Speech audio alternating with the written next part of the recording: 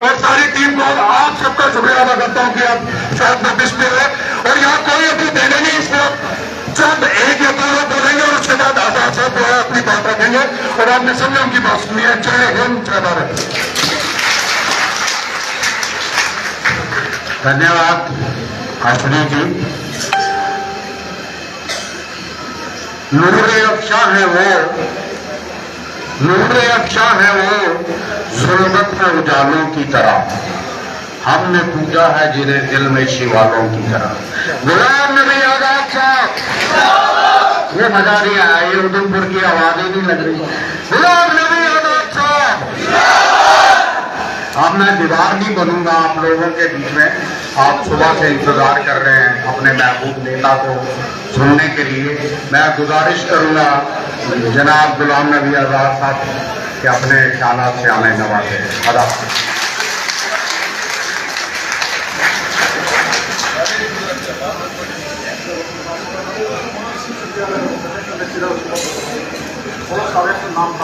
अच्छा, क्योंकि वक्त की तंगी की वजह से तो आजाद साहब के बाद हमारे जो दिग्गज नेता हैं, काउंसलर हैं, इलेक्शन भी लड़ी है, सीनियर लीडर हैं, बृजभान शर्मा जी, तो वोट ऑफ थैंक्स पहले कर दें। आजाद साहब का हुक्म हुआ है, श्री बृजभान शर्मा जी।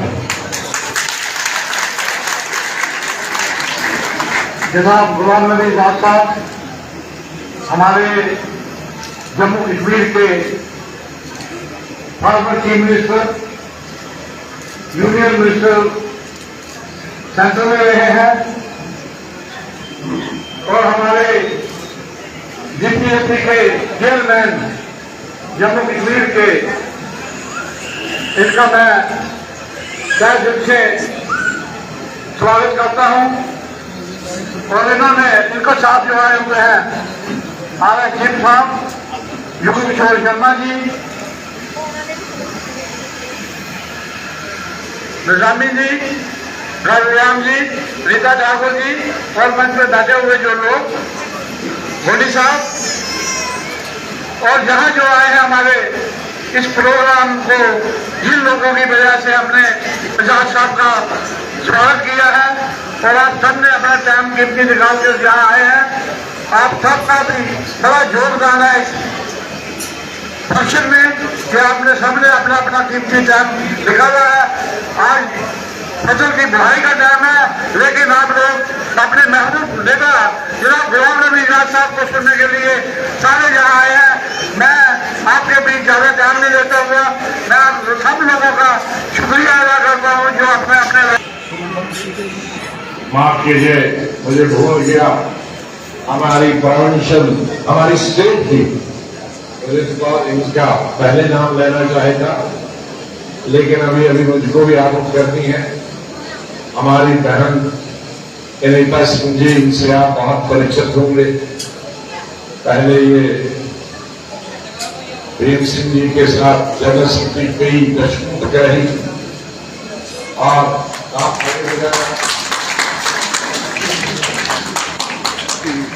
आप जिन्होंने हमारी पार्टी में शमूलियत की है स्टेट की जनरल सेक्रेटरी के रूप में, और मुझे पूरी आशा है कि हमारी बहनों के साथ इनका संपर्क रहेगा, विशेष रूप से प्रीति के साथ जो बहुत काम करती है पेरेंट ऑर्गेनाइजेशन में भी, और इनको महिलाओं की भी हमने जिम्मेदारी दी है। मेरे साथी और बहुत ही मेहनत करने वाले डिस्ट्रिक्ट प्रेसिडेंट अश्विनी खुजूरिया साहब, हमारे एक ऐसी जगह है, मैं अपने साथियों को बार बार कहता हूं कि तुम्हें उधमपुर की हिस्ट्री का, ज्योग्राफिया का मालूम नहीं। उधमपुर में हिंदू भी रहते हैं, सिख भी रहते हैं, ईसाई भी रहते हैं, क्रिश्चियन भी रहते हैं, मुस्लिम भी रहते हैं। चारों जितने हैं यहां रहते हैं। कोई ज्यादा संख्या में है, कोई कम संख्या में, लेकिन लोग सब धर्मों के, सब जातियों के रहते।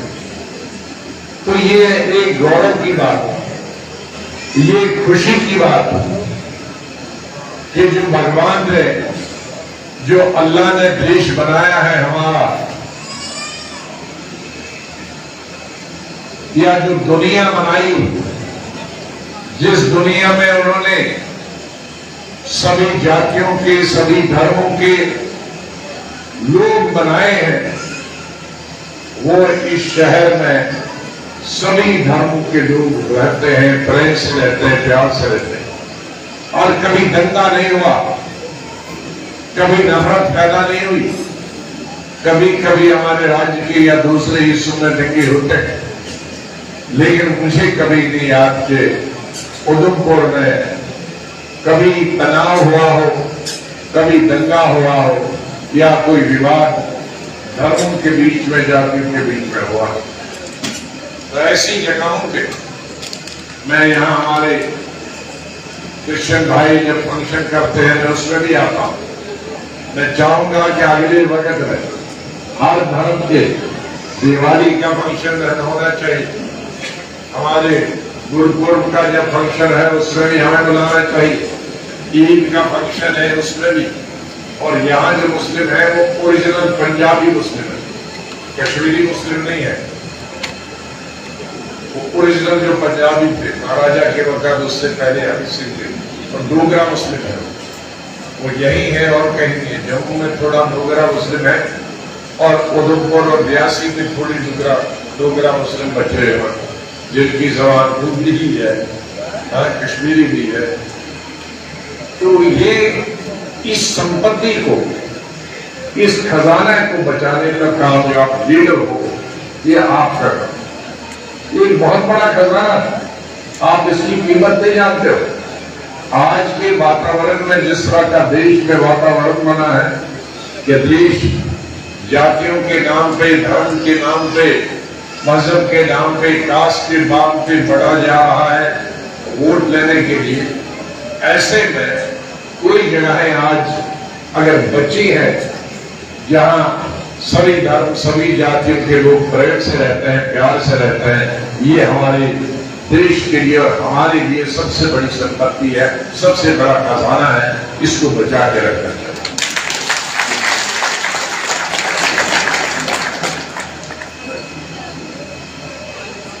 उधमपुर में मैंने कई मीटिंगें की हैं अपने राजनीतिक चीफ मिनिस्टर के रूप में, मंत्री के रूप में, लेकिन जब से मैंने नई पार्टी बनाई तब से ये पहली मीटिंग।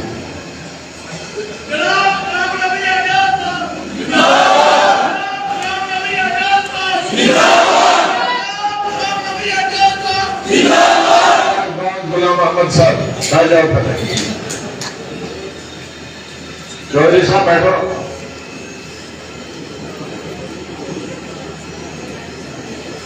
मैं बड़े दिनों से हमारे साथियों को, सीनियर लीडरों को बता रहा था उधमपुर में कि भाई मैं 6 महीने से पूरा जम्मू कश्मीर घूम आया, हर डिस्ट्रिक्ट घूम आया और एक नया रिकॉर्ड पैदा किया। हमारी धारणा बनी, लीडर भी बड़े कामचोर होते हैं, वो भी अपनी सुविधा के हिसाब से मौसम का भरोसा लेते हैं। मैंने देखा हमेशा जितने भी चुनाव वैली में, चुनाव वैली हुआ, ये डोडा, भदरवाह, किश्तवाड़, रामबन, बनहाल, इनको हम कहते थे दिसंबर जनवरी में, फरवरी में पब्लिक मीटिंग को कहते बड़ी ठंड है, बर्फ में है, कोई नहीं आएगा। हमारे कश्मीर के जितने लीडर हैं, लोग हैं, हर पार्टी के, उनको बोलते थे नवंबर, दिसंबर, जनवरी, फरवरी में, नहीं जनाब अभी तो एक आदमी भी नहीं आएगा। तो मैंने अभी 40-50 साल राजनीति में आने के बाद देखा ये तो हमको बुद्धू बनाते थे। मैंने नई पार्टी बनाने के बाद चिनाब वैली में भी और पूरी कश्मीर वादी में दिसंबर, जनवरी, फरवरी में दर्जनों पब्लिक मीटिंग। तो मैंने ये देखा कि हमारे लीडर खुद काम नहीं करना चाहते थे और लोगों के सर चढ़ा देते थे कि वो नहीं आएंगे। अरे वो 10 गुना ज्यादा आते हैं सर्दियों में, क्योंकि सर्दियों में बेचारों का कोई काम काज नहीं है, खेती बाड़ी नहीं है और कुछ नहीं है, तो चलो सुनने ही आ जाओगे। तो ये एक नया फार्मूला था।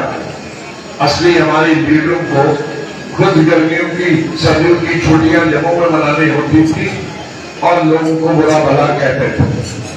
तो मैं धन्यवाद करता हूं आज उन ठंडी इलाकों के लोगों को, चाहे वो कश्मीर के हो, चिनाब वैली के हो, कि जिन्होंने दिसंबर की ठंड में भी, बर्फ में भी, जनवरी की ठंड में भी, फरवरी की ठंड में भी बड़ी संख्या में बड़ी बड़ी पब्लिक मीटिंग की। उसमें हिंदू भी थे, मुसलमान भाई। उधमपुर के भाइयों को और बहनों को मुझे धन्यवाद करना है और आपके द्वारा स्टेट के सभी डिस्ट्रिक्टों, सब डिस्ट्रिक्टों के भाइयों और बहनों का धन्यवाद करता हूं। जब एक बड़ी आपदा,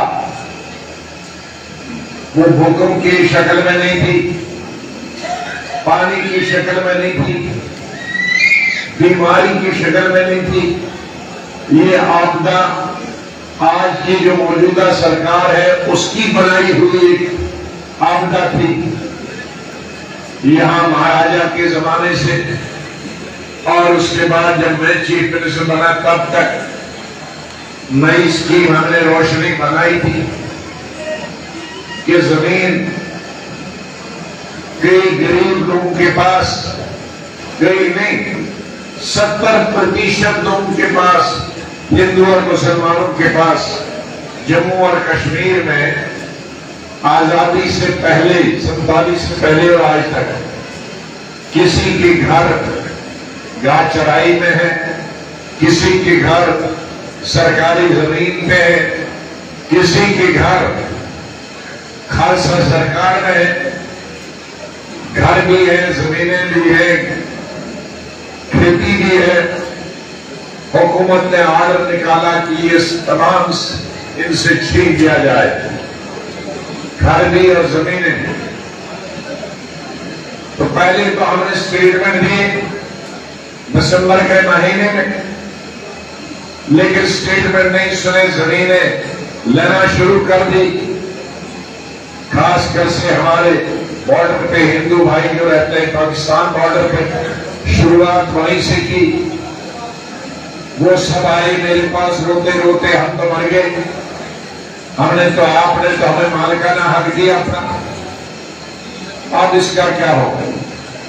तब ये जो स्टेज पे मेरे साथी बैठे, मेरे दाएं बाएं जो बैठे, और आप में से बहुत सारे भाई और बहनें बैठी हैं, कठुआ के यहाँ कोई भाई बहनें बैठे हैं, कश्मीर के चिनाब वैली के, रजौरी पुंछ के हमारे भाई बहनें सड़कों पर निकले और 60 के करीब हमने उस ठंड में, हमारे साथियों ने, भाइयों ने, बहनों ने एजुटेशन की। उधमपुर में भी बड़ी एजुटेशन हुई, कोई जगह नहीं है कि जहां एजुटेशन नहीं हुई। उस ऑर्डर के, सरकारी ऑर्डर के खिलाफ फिर उसके बाद हमने गवर्नर साहब से मुलाकात की, मैं दिल्ली गया और उससे मुलाकात की कि हम एजुकेशन को बंद नहीं करेंगे, हम घर घर तक एजुकेशन करेंगे, क्योंकि 70% आबादी हिंदू और मुसलमानों की जमीन और घर वंचित हो जाएंगे, बेघर हो जाएंगे। 1.5 करोड़ आबादी में से 1.25 करोड़ आबादी बगैर घर के, बगैर जमीन के रहेगा। तो जब आबादी नहीं रहेगी तो आप जमीन को कहां ले जाओगे? तब जाके अभी वो रुका। मुझे खुशी है कि हम स्टेट की अकेली और पहली पार्टी, किसी भी पार्टी ने एजुकेशन नहीं किया, चाहे वो हुक्मरान पार्टी हो या कश्मीर की हमारी अपोजिशन पार्टी हो, किसी ने कोई एक उन्होंने एजुकेशन नहीं की। वोट मांगने तो हमसे ज्यादा आएंगे, लेकिन जब पूरा स्टेट एक बहुत बड़ी आपदा में था, एक बहुत बड़ी मुसीबत में था, उनकी रोटी रोजी, उनके घर रहने के जो मकान है, उन पे एक आक्रमण हुआ था, एक हमला हुआ था, और वो भी केंद्रीय सरकार और राज्य सरकार की तरफ से। उसका मुकाबला करने के लिए बीजेपी अकेली पार्टी है जो हिंदू, मुस्लिम, क्रिश्चियन, सिख मिलकर उसका मुकाबला किया।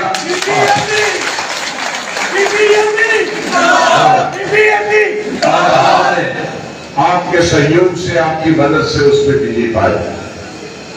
मैं आपसे निवेदन करूंगा कि आइंदा जब कभी भी ऐसा कोई निर्णय लिया जाएगा सरकार की तरफ से जिससे हमारे भाइयों और बहनों की जमीन खतरे में होगी, उनके घर खतरे में होंगे, हमारी पार्टी आगे चलेगी और आपको पीछे पीछे चलना।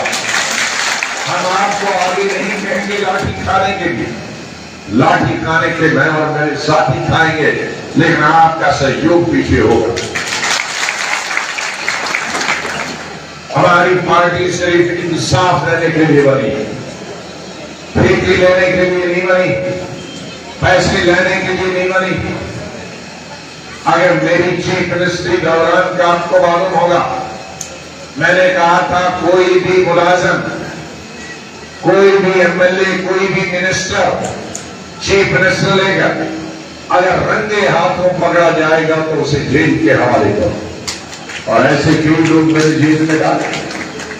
इसलिए बहुत सारी पार्टियां आती है पैसे बनाने के लिए, अमन और शांति की आड़ में,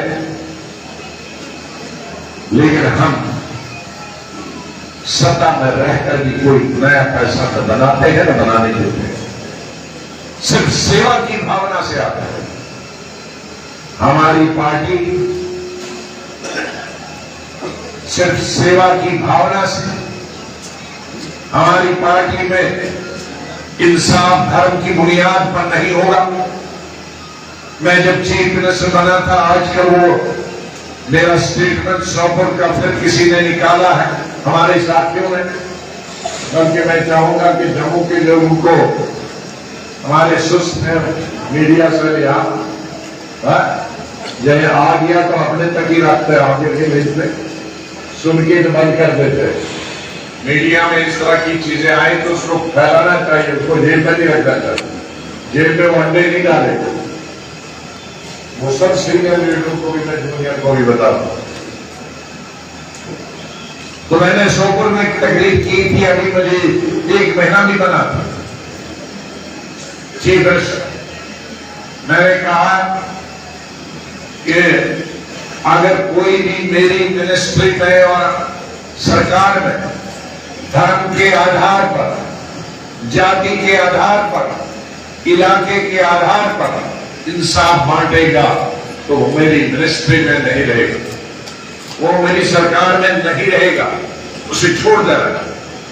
मेरी सरकार में सब धर्म बराबर है, सबके साथ इंसाफ होगा, सब जातियां बराबर है, सबके साथ इंसाफ होगा, सब इलाके, सब गांव, शहर सब बराबर है, सबके साथ इंसाफ होगा। कोई जातिवादी के आधार पर, कोई धर्म के आधार पर रेवड़ियां नहीं बांटेगा। ऐसा इंसान हिंदू हो या मुसलमान हो, उसे सरकार में नहीं रहना दिया। मेरा कहना तब भी वही था, आज भी वही था।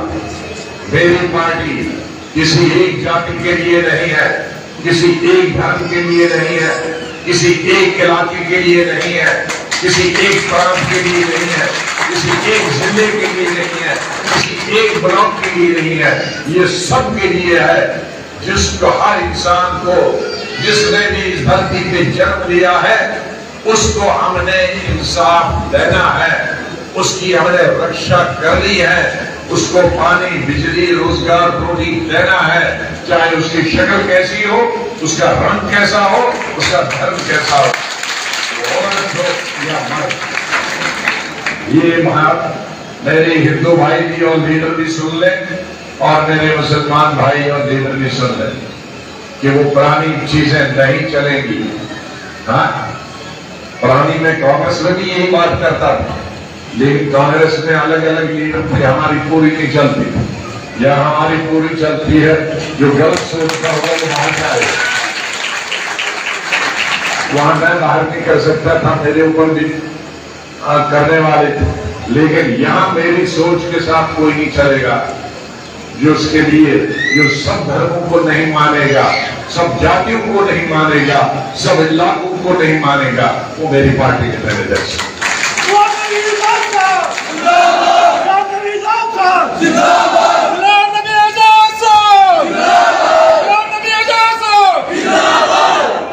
हमारी पार्टी इंसानों की है और भगवान ने हम सबको इंसान बनाया। तीन किस्म की चीजें, बड़ी मोटी मोटी जानवर जंगलों में रहते हैं,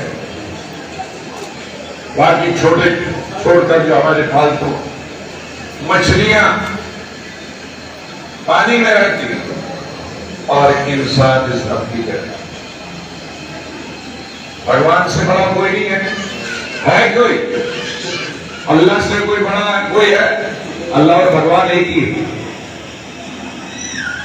तो जब वो जमीन बना सकता, आसमान बना सकता, सूरज बना सकता, तारे बना सकता, चांद बना सकता, समंदर के नीचे, जमीन के नीचे, जमीन से टीला पानी है वो बना सकता, और उसमें जानवर पाल सकते, तो भगवान 8-10 दुनिया नहीं बना सकता।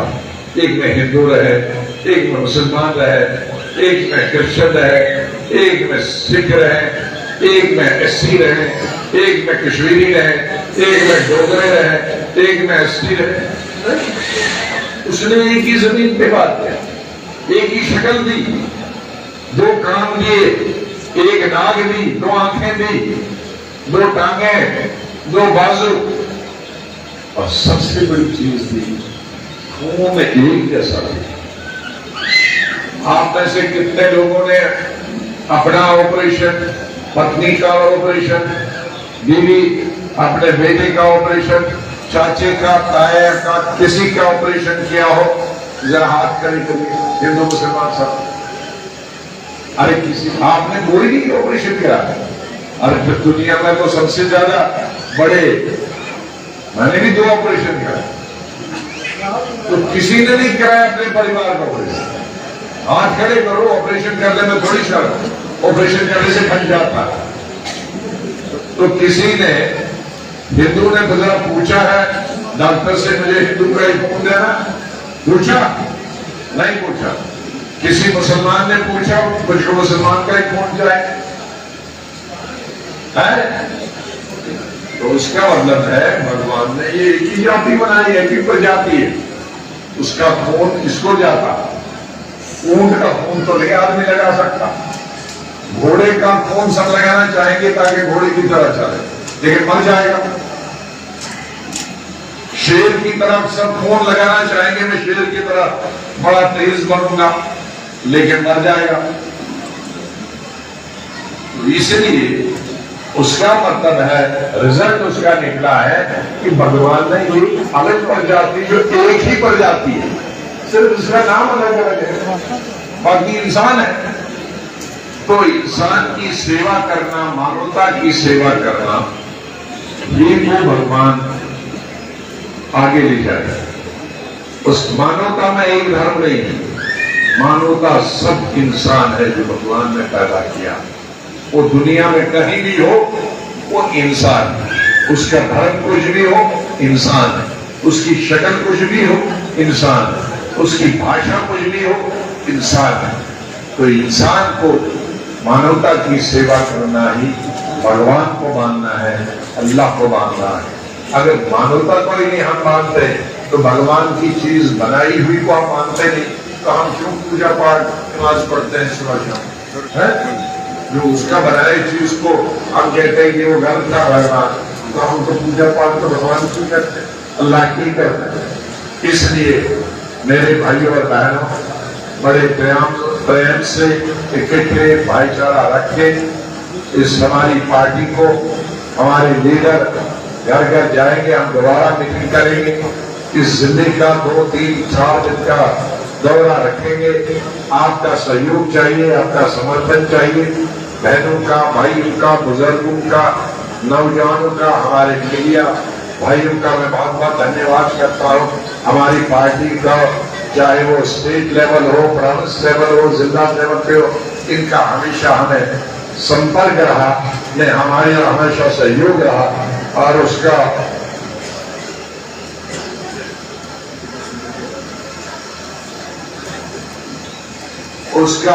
आपका सहयोग रहा, इससे हम आगे बढ़ रहे हैं।